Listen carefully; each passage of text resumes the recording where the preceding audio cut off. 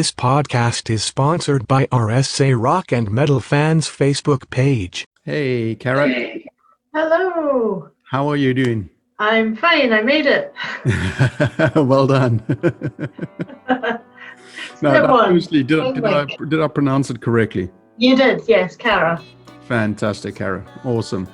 So welcome to Talk to Trev.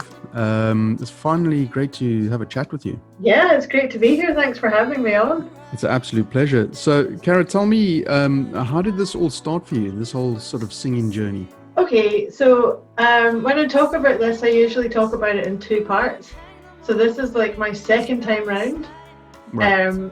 So when I was younger, I kind of started out in my 20s when I came back from a year out in Australia. And I've been singing since I was a kid and stuff like that in church choirs and all sorts of things at school. And so I always knew I wanted to be a singer. Right. And I kind of started to go down the classical route. So I was learning how to do opera and I was in orchestras and that kind of stuff. But I could never really quite get the hang of it. So I knew that I didn't want to do opera. I didn't really want to be in that kind of scene. I wanted to do something a bit cooler, if I'm perfectly honest. Right. Were you actually, did you decide to, at one point, think about doing it as like an opera singer, operatic? Yeah, So I auditioned for the conservatoire in Glasgow. Oh, okay. So I kind of got that far, and I can't even remember if they offered me a place or not. It was such a long time ago. But I knew that even if they had, I wouldn't have accepted it. I kind of knew really early on that that's not the path that I wanted to go down. Okay. And I started to write songs then, so that would have been late teens, early 20s, and started to do the gigging scene around Glasgow. I don't know if you know, but it's quite there's a lot of musicians in Glasgow. Yeah. I've been to Scotland a couple of times. Yeah. Yeah. So it's quite a vibrant scene, and I really wanted to get, as they say, in a boot it around here. Wanted to get involved. I wanted to be part of that. So I teamed up with a coffee shop chain called Bean Scene, which is no longer, but Okay. at the time they had like about 20 shops or something around Scotland. And they had like an independent record label as well. Okay. Coffee shop with a record label. Yeah, that kind of makes sense. Yeah, it was quite cool because then anyone who was on the label would then do like a tour of the shops. So you were going around all of the shops in Scotland. Okay, that's quite clever. Yeah, it was really good. And it was such a nice chilled out atmosphere as well, because it was very different from playing in pubs and stuff. But Yeah. it was quite a nice vibe. It was really like California coffee shop, people just chilling out. Yeah, hip and happening and chilled vibes. Yeah. Totally, yeah. So it was really nice to be part of that. I did also work in the coffee shop during the day, so I was never away from the place. Did you ever get tired of coffee at one point? Yes, very much. But needless to say, I can understand. Yeah. I was always awake. That also makes sense. Yes. Yeah, so that was quite good. But unfortunately, they kind of grew too big too fast, and it all ended before I had a chance to release anything, which was a shame. Right. Okay. It was good while it lasted, but then from there, I kind of went out and did the pubs and some festivals and things like that. So how is it different from playing in like a coffee shop sort of vibe, chilled out vibe, to going into gigs and clubs and so on? Well, people heckle you in pubs. They don't heckle you so much in a coffee shop. So there was that to contend with. That was a bit of a learning curve.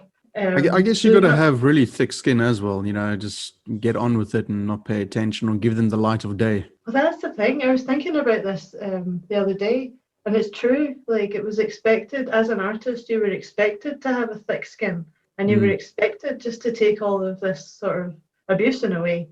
But starting out, it can't be easy though. I mean, because it's such a personal thing being an artist, and somebody, gives you crap for, for 5 Yeah. seconds, and you give them a retort, and that is it. Then they're the star of the show. Yeah, exactly that. And it was really difficult, and I didn't cope with it all that well because I guess like most artists, I'm quite a sensitive person. You have to be. You're going to, pour out all these personal feelings and thoughts and things like that. So to get negative feedback in a non-constructive way, people who just want to, like you say, they just want a bit of the limelight. Yeah. That was quite difficult to contend with. But I mean, I was the one with the microphone, so I guess I had the power in that. Well, exactly. You had the power, and you were louder, so yeah. Yeah. Absolutely. So, and there was always a way to get the rest of the crowd on your side if someone was being particularly, horrible. I mean, I never had anything massively bad, but nothing jumps out at me. Can you imagine being a stand-up comedian and you always get the hecklers at those kind of shows? You got to really learn how to roll with the punches. Totally, but I think they have it a lot worse. I honestly do.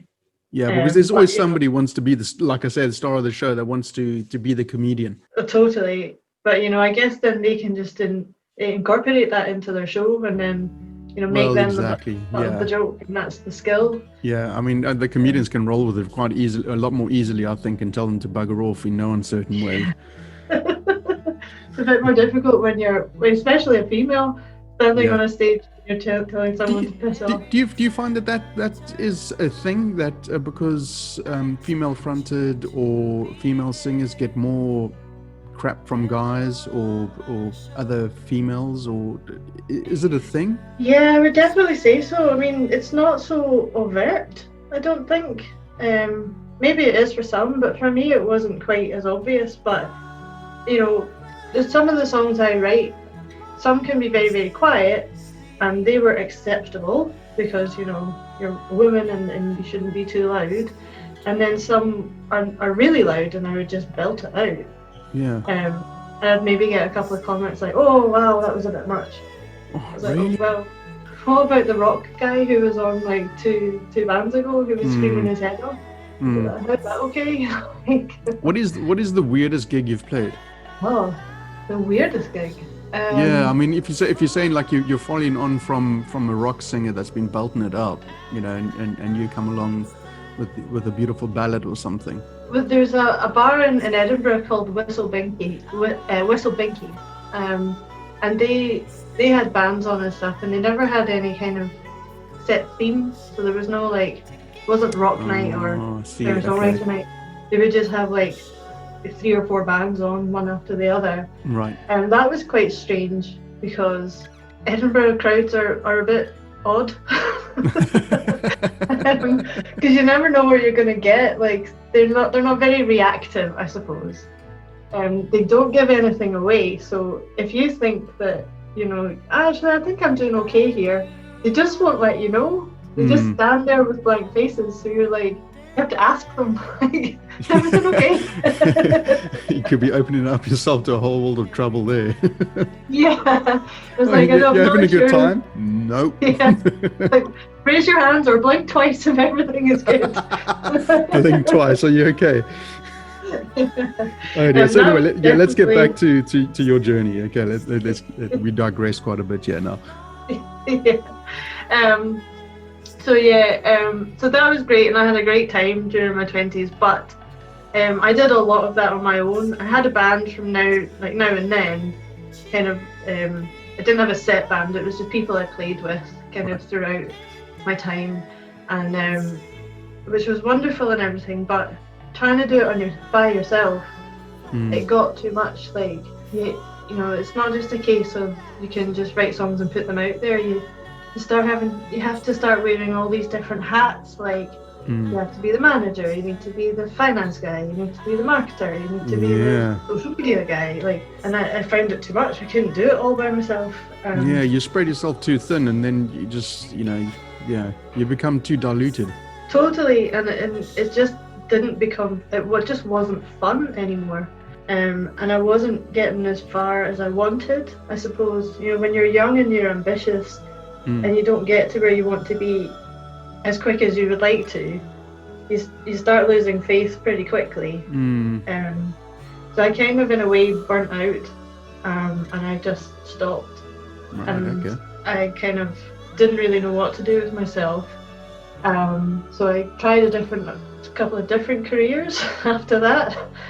I don't know if you've been following the news over here, but recently our UK government came out to say that the arts industry was unviable. The jobs in that industry, people should retrain and do something else. Yeah, I noticed that one guy's tweet got taken down very quickly. Yeah. Well, so he's an obviously arse anyway, but I mean, that's Totally. besides the point. So in a way, I guess I did that, but way back in my kind of mid to late 20s. Right. I went off and I tried to become a primary school teacher, which is a Wow, bit okay. random. Okay. I didn't. From a singer to a primary school teacher. Yeah. I didn't last long, and it was nothing to do with the kids. The kids were fantastic. It was it just wasn't for me. Wasn't a job for me. And from there, I kind of fell into like admin jobs, office jobs, that sort of thing, and then ended up in higher education. So that's where I've been. I still work in higher education, but a couple of years ago, so this is like coming into my second time round. Right. I had a big long break in the middle of about 10 years where I just stopped. I hardly even listened to music, if I'm perfectly honest. Wow, okay.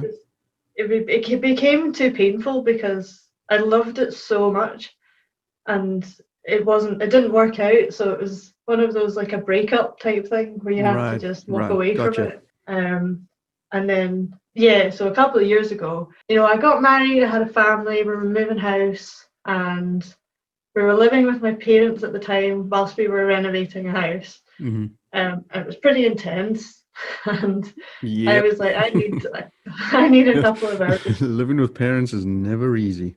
Yeah, especially when you've got your own family as well. And I was just like, my husband could always escape to the house and do, I'm going to paint the ceiling for the 50th time type thing. I was like, yeah, very good. So I was like, I need 2 hours a week. I just need 2 hours where it's just me, and I don't need to be a mum or a wife or a daughter or, I just want to be me. Yeah. So I signed up to a songwriting class, which is an evening class, and it was like, I'll dip my toe back in. I'll see if I like it. If the passion is still there, and if not, if nothing else, it's 2 hours out of the week where I can just chill out. Yeah. And I mean, it was inevitable. After the first class, I came out, I was like, I love this. This is what I'm supposed to do with my life. Yeah, the little fire that was kind of there in the distance is now sort of like a roaring flame again. Totally, absolutely. And that was it. I mean, I just haven't stopped since. Wow. And those songs came pouring out of me, and I just... You see, it was worth taking that break. It was. It absolutely was. Hindsight's a wonderful thing, isn't it? Yeah, and I think this time round it's so much more enjoyable because there's less pressure. There's like on myself. Like I'm not expecting or putting those sort of high expectations on you must be at this stage in your career by this age and all that kind of stuff. But it is a sort of, I don't want to be rude or anything, but it is quite a late comeback, isn't it? It is, yeah. I'm in my late 30s now, so it is a bit of a risk, I guess. But what is a number? It's nothing, right? It doesn't mean anything. If anything, I would say more people should do it later, not later in life, but I agree with you there, because I think a lot more people are, as you get older, you get more wiser to situations, and emotions can be dealt with easily or easier. Yeah, and you've got more interesting songs that come out of it. Well, that's a life experience, right? Yeah, and you've got, you're able to kind of look at things that are happening in the world and look at society around you, look at your own situation, and articulate that. Yeah. So which kind of brings me to my next question is the two songs, What Is Love, and not the two songs, sorry, but the meanings, the message is What Is Love and the mental health in your EPK. You said those were kind of like, is that based on sort of your own personal trials and tribulations, or is it just your feelings around at the time? Yeah, they're definitely personal. The love thing, I mean, anyone who's married knows that, or in a long-term relationship, knows that you go through different stages. You start off and it's all wonderful and you can't see fault in the person, and it's just you're blind to love because that's how it feels. Yeah. But as you grow together and as your life changes and you start introducing maybe children or other elements to your relationship, you change as a person, they change as a person, your whole dynamic changes. And you have to, it's a constant questioning and growing and am I still happy? Is this what I want? Is this love? It changes, and it's like an elastic band. It's always fluid and coming and going. And absolutely. Your the debut. I can't believe it's a debut EP. Why is it a debut? Because wasn't there any time to record any stuff in the previous years? Well, the stuff I did record with the coffee shop label never got released, so. Please tell me, Caragh, that you still got them. I don't have all of them. No, they weren't. No. I never. This is the thing. I was young, and I didn't really know what I was doing, and other people own those recordings. So, oh, really? Do they? Yeah. So I'd have to, re-record them, which I might do someday. Wow. And where are they sitting now? They just have them, or is it out there in the world, or where are they? No idea. I don't know what happened to the guy who owned the label. I don't know. I've not really kept up with it. You never know. If I become like a huge superstar, they might resurface. Well, you're on your way, I can tell you that much. The debut EP is beautiful. I was just playing some now. Thank you. The one track, Burn Bright. I love that track, and you hold that note about 3 minutes and 20 seconds in. You hold that note. Oh.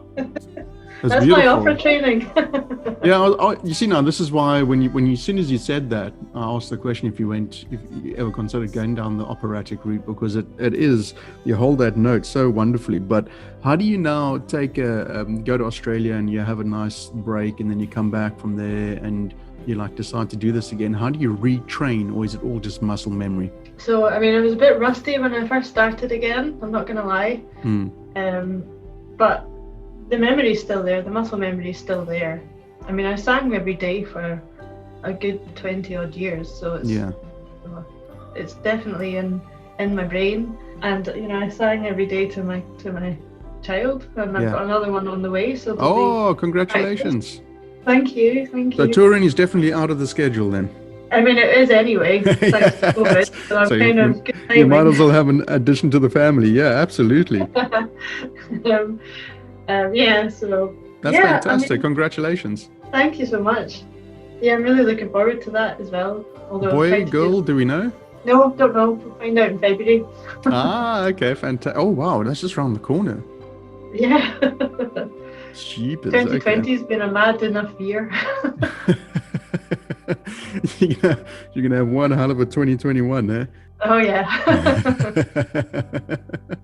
No more baby brain, please. I'll try my best, although it has. The struggle is real. The struggle is real this time. Oh, we know. We went through exactly the same thing. So yeah, sleepless nights for a while and everything like that. But raising a family, how do you find the time to do your music?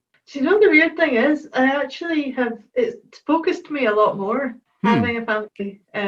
Because when I had all the time in the world, I would just mess about and, I'll do it later, or, you kind of take that time for granted. You get complacent with your time. Yeah, absolutely.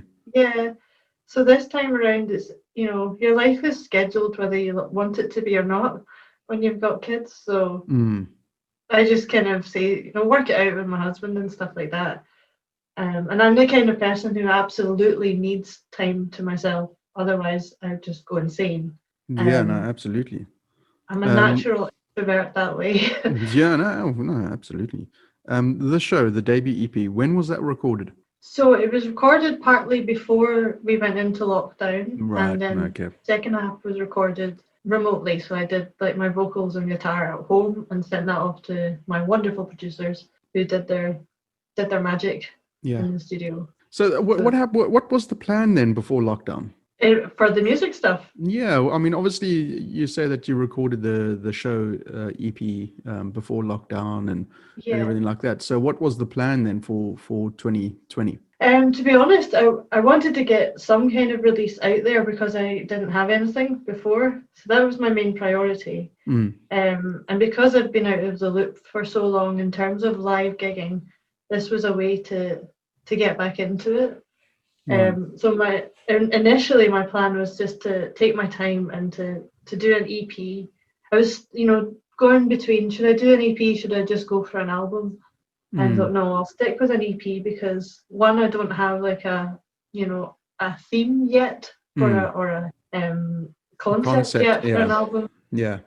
And I thought an EP is a good way to get these songs which I really love and enjoy, and they don't need to be coherent in any way. Right. Okay. Sorry, I was just going to say. So, I mean, the plan for 2020 was to kind of ease your way back into the scene, as it were. Yeah. And take my time a wee bit. Take your time, and there's no rush. There's no rush, and then when I was able to, I could go and do some live gigs and start the rodeo again. Yeah. But that all obviously fell apart. So I thought I'll just release the EP. I didn't have a fan base as such. There was a couple of people who wonderfully have not forgotten me from the first time round. Wow. Okay. Who were on like my Facebook and stuff like that. And when I told them I was releasing something, it was wonderful. They were just so happy. And I was like, oh wow, this is amazing. There's still people out there who connect with these songs. That's great. Well, and good music shouldn't be forgotten. So it's just, it kind of reinforces the whole idea that for me, this is what I feel I'm supposed to do. So yeah. Where did the love of music come from? Well, my mum was a dancer and my dad played bass in a band. So okay, interesting. And my eldest brother was in a few bands, which he did okay with. And we were all taught to do like musical instruments from a young age. Okay. So it was kind of okay. So now that's interesting. So what would you then consider your inspirations then? When I was about 12, so like my mum and dad love, like my dad's into Jethro Tull, progressive rock, that kind of thing. That's his jam. Yeah. And my mum is more Simon and Garfunkel. Folky. Okay. Folk, yeah. So total mix of music genres there. But both of them loved the Beatles as well. Okay. Grew up through that time, so we got played all of those sorts of songs when we were in the car or around the house and stuff. Right. Okay. And then when I was about 12, the BBC brought out the Beatles anthology TV program on a Sunday night, and it was the days before Netflix and stuff like that. Yes. You had 4 channels, and that was it. Yeah. For any young ones out there were literally 4 channels. I recall those days myself. Yeah. Yeah. And I watched that on a Sunday night, and I was just fascinated. I mean, I can't quite describe what happened, but I couldn't get over how amazing these songs were. Like I connected with them straight away. I loved John Lennon right from the off. I was like, he's my favorite. Yeah. I couldn't explain why, but I was just like, for some reason I'm drawn to him. And I kind of became more involved in their music and more involved in John Lennon's solo stuff. In my teens, I was the one that liked all the 60s stuff, not like the Backstreet Boys or the Spice Girls, which was, a bit different from my friends at the time. Okay. But I loved their songwriting, and I guess that's what spurred me on. Well, I mean, if you're going to have some sort of inspiration, the Beatles is a damn fine way to start. I would say so. Yeah, they changed history. So yeah, absolutely, no, absolutely. But I think I love that. I love the fact that there's like an emotional connection to the music, because nowadays I find everything's so accessible. People can find a song within a second, and you can switch it off and go to the next one, and it's kind of diluted. It's not exclusive anymore. Like you were saying, you switch it. You got 4 channels and you switch one of them on and it's music on, and you just sit there and you're like, you can't believe what you're seeing. Whereas now you can, like you say, switch on Netflix and go watch whatever, or iTunes or Spotify or whatever. And I just find it sad in a way, really. Nobody can really sort of experience that sort of emotional connection to music exclusively. See, I think I agree with you in a respect, but I also think it's a bit easier now for independent musicians. Oh yeah, no, absolutely. Yeah, there's a definite upside to it, that people can get to hear you as an artist. Yeah. Not just the big artists, but everybody and anybody. Yeah, there's definitely pros and cons to it. Absolutely. I think there's the struggle, I suppose, comes when, I mean, there's so much out there. There's so much choice, and people can get anything they want instantly. So how do you make yourself heard? That's the biggest struggle that most, especially independent musicians, face. Yeah, but sorry, Caragh. even the established artists will find that too. Like, how do they stay relevant so that they don't? Yeah, well, particularly during these times, during COVID, how do you stay relevant? And I feel sorry for artists like yourself that have gone out of their way to record in 2019, looking to 2020 to be the year that they do gigs and sort of get back into it again, or do another tour or whatever. And COVID hits. Yeah. And how do you guys survive that? Well, I suppose most people are turning to online gigging, which is like the next kind of big mystery to solve, because yes, it's wonderful to be able to play for people. It's a different experience. You're not face to face with your audience, but the interaction is there, more so than you would get in a face to face gig. You're getting instant feedback when, through the comments, and people who actively get in touch with you to tell you that they like what you do. The Bandcamp as well, when they do their Bandcamp Fridays, and it's the big push to support independent musicians. Yeah. And people are really engaging with that. And I think, the appetite is there. People need this music, especially during a time when people are isolated. They need to have that in their lives one way or another. So there's opportunities there. I think people are desperate to be back in clubs again, and gigs and shows, and have that human interaction again. Yeah, definitely. But when? Yeah, well, that's it. I mean, what is the future of live performance? It's not going to be the same as it was. Well, I don't know. Yeah, I mean, there's a couple of, there's quite a few places that have closed down in South Africa that were fairly large establishments, live venue, and they've closed, and it's terrible to think, but yeah, I think bands are getting to gig this weekend again now, and I think they have the last weekend as well, and it's sold out. So I mean, that's fantastic. People are I think they're just chomping at the bit now to go out and have a pint and a good old time. See, that sounds amazing, but we're about to go back into lockdown. Now, I believe so. I've got family in Wales, and they've gone straight back to lockdown again. Yeah, so where I live, we're on a tiered system, and we're in tier 3, which is one of the higher ones. Oh, okay. So I mean, it can't be as bad as us. I can tell you, I think we got to tier 4, tier 5, and there was prohibition. There was no alcohol and cigarettes and tobacco. Yeah, they've stopped alcohol here, so the pubs and stuff have been shut for the last month. Can you still buy at the shops though? You can, yes, you can still buy it. Oh, you see, we couldn't do that. Ah, I see. It was complete prohibition. That is just absolutely terrible. Why? I don't understand. Why could you not get a bottle of wine and take it home? Yeah, you know what it is? I can understand their thinking behind it. It's probably all just nonsense anyway, but I think what it is that they're worried about the population drinking stupidly, and then having accidents, and then going to hospital and taking up beds where people with COVID could be in there that need the healthcare rather than because you're drunk, I thought it was just us Scots that loved their booze. Oh, good grief! No, my father-in-law's Scottish, and my wife is half Scottish, so and half English. Oh, no, we love to drink. Don't worry. Oh, cool. You're Cool. not Well, I mean, alone. obviously, Nobody can drink as much beer as people in Scotland. That I do know, and England. I do know that. yeah, it's pretty boozy. um, Although, I mean, not for me. Obviously, I've been off it Yeah, no, for the well, last obviously, yeah, no, few points. absolutely. We're not saying drinking while pregnant is a good idea, people. Do not No, come. no, no, No, it's definitely not a good idea. Don't be silly now. Yeah. no. I can wait. But wait till you do. Oh, it's going to be the best drink you're ever going to have. It won't take much. Half a glass and I'm done. Cara, tell me, what is it like singing at the Notre Dame Cathedral in Paris?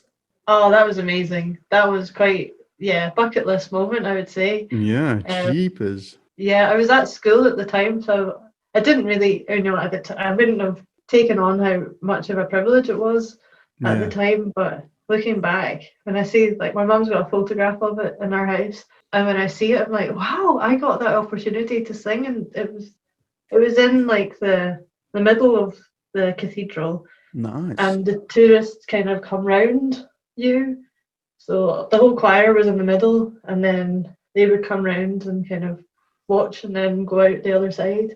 Wow. Yeah, and I was doing the solo from Ooh. Mozart's C minor Mass, so it was Wow, like, so you got a solo part as well. yeah. What are the it was, acoustics like? incredible? They're incredible. Can you imagine getting your band in there to record? That would be a dream. I would like. I mean, you'll hear it. You've heard the EP. There's choral elements in there. Yes, absolutely. And Yeah. that's just because that's my background, and that's. It's a beautiful I've always EP. I thank you. I always shied away from it before, but I thought, why? That's my background, and Whitney Houston came from gospel choirs, and she Yeah. did that in her music. So why can't you incorporate yours? Well, exactly. Yeah, well, why not? And it's beautiful. Yeah. I mean, it's a beautiful EP. Definitely. Thank Burn Bright is my favorite. That's gonna go on my Talk to Trev Spotify playlist of artists that I've had a podcast with. So that's I'll definitely. need to put it on Spotify first, but yes. Oh, haven't you? Oh, I was just gonna. Well, just led me to where can listeners get your EP, the show from? They can get the EP from Bandcamp. It's available there. It's also available on my website as well. Okay. Which is www.caraghmusic.com. And Caragh spelled Caragh. That's right. Right. And all the links and everything will be in the description below, so people can click and find out more about you. So that's all good. So let's talk about the BBC. You were in a series. Was it a singing series, or what was it? So this was when I started that songwriting class and I was dipping my toe back in. Right. I came across this songwriting competition, which was just kind of advertised on Twitter, and I thought, I'll give it a go, not thinking anything of it. And I kind of hastily recorded a song at home, and I entered it into this competition, and then I found out like a few weeks later that I was in the final 10. Wow. Okay. I know. Honestly, I was as shocked as anyone. Are you serious?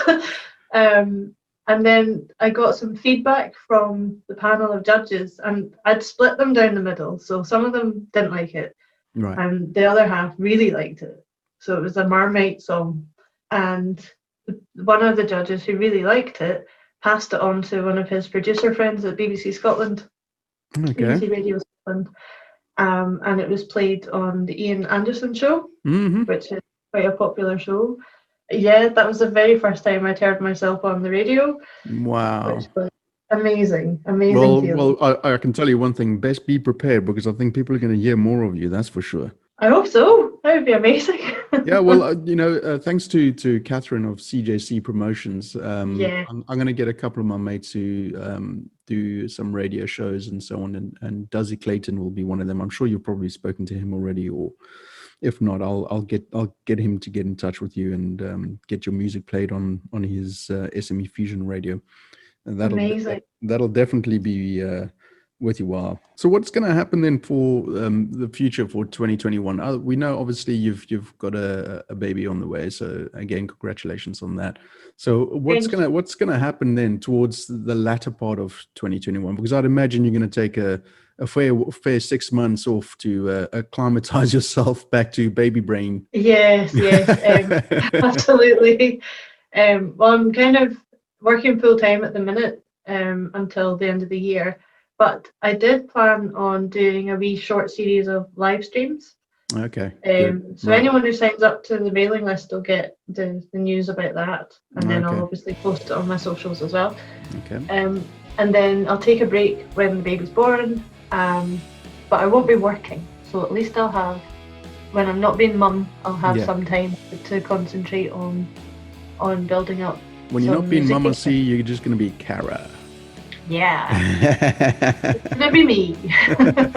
So what other than 2021, it's going to be a bit of a strange, not a strange year. It's going to be a bit of a I don't want to say a foot back for you, but it's definitely going to be a different year. Well, I mean, it will be a different year, but I've got more songs in the pipeline. Oh, okay. That's perfect, because I was going to ask you, any future recordings, any new stuff coming?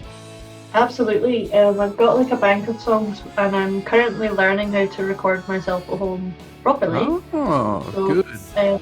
That's going to be my main project for 2021 when I can fit that round my general life. Nice. Okay. Oh, okay. So what do you reckon? A full album by the end of the year, perhaps? I hope so. Yeah, definitely. Fantastic. I also have like another side kind of. Is it a side project? I don't know. It's something I'm really interested in doing. Mm-hmm. And it's called Love Stories by Caragh. And what it is a songwriting service for people who are about to get married. So I've done a couple already for a couple of couples who got married last.